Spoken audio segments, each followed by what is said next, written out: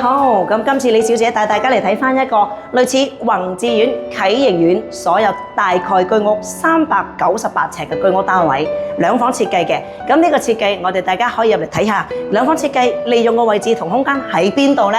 入嚟望一望先。咁呢個位我哋係做咗兩房，首先係用咗玻璃門間房，然後用咗飾櫃間房嘅，咁可以打個窿望下呢個設計先。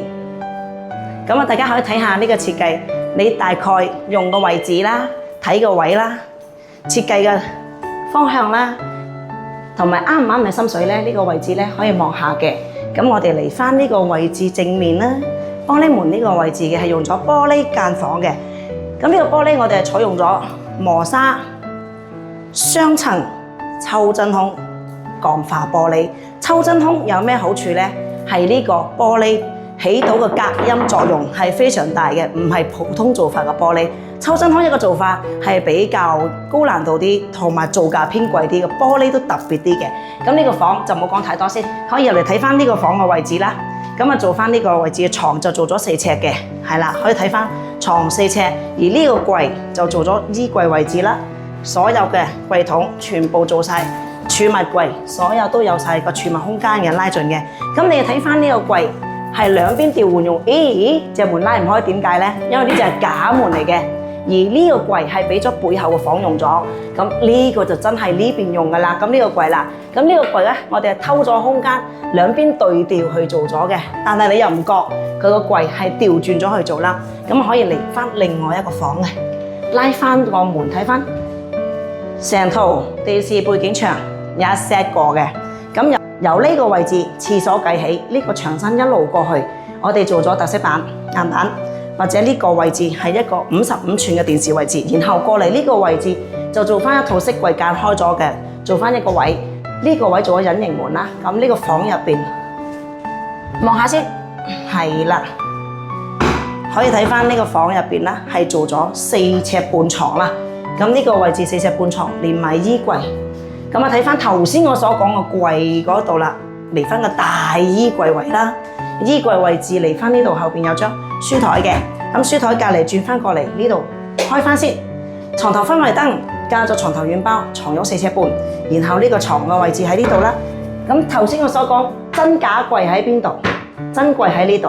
頭先嗰邊個櫃係假門，所以點解會喺呢邊用咗個原因就係兩個櫃兩邊偷位用盡位置，大家都啱用嘅適當嘅儲物空間，大家分配得恰當。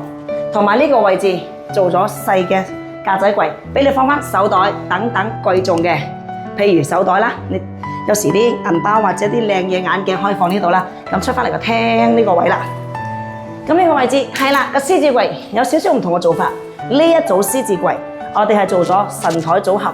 因應翻個顧客要求啦，咁係有拜開祖先嘅，咁啊一套上中下一套祖先、觀音、地主全部齊晒嘅。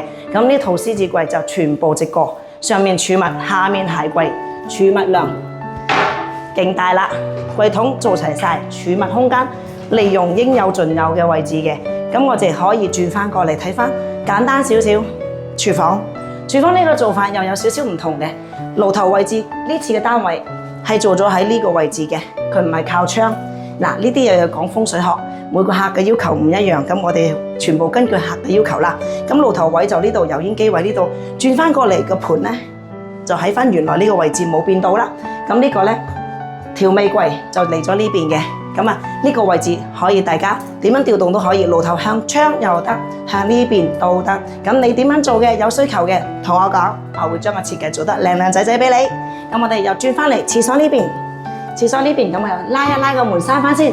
咁呢個門咧係做咗 PD 趟門啦。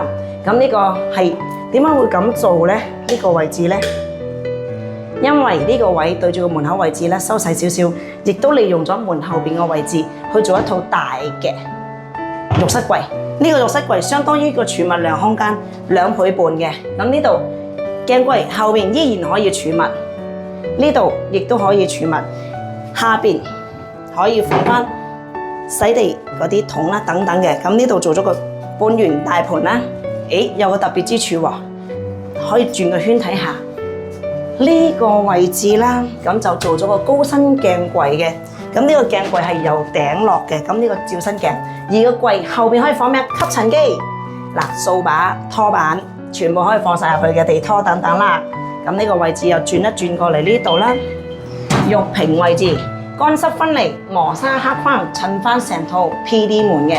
咁啊，大家可以睇翻呢個設計，你有冇心目中特別想要嘅嘢，同埋你想要嘅設計？